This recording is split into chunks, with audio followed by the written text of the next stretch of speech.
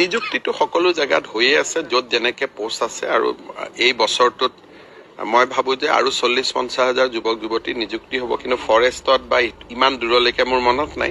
কিন্তু জেনেৰেলিটো এইবাৰ 40-50 হাজাৰ আৰু এপইণ্টমেণ্ট হ'ব। এই ইলেকশ্যনৰ লগত ৰিজাল্টৰ কোনো সম্পৰ্ক নাই। ৰিজাল্ট ৰেডি হৈ গ'লে ৰিজাল্টটো ৰাখি থৈতো লাভ নাই।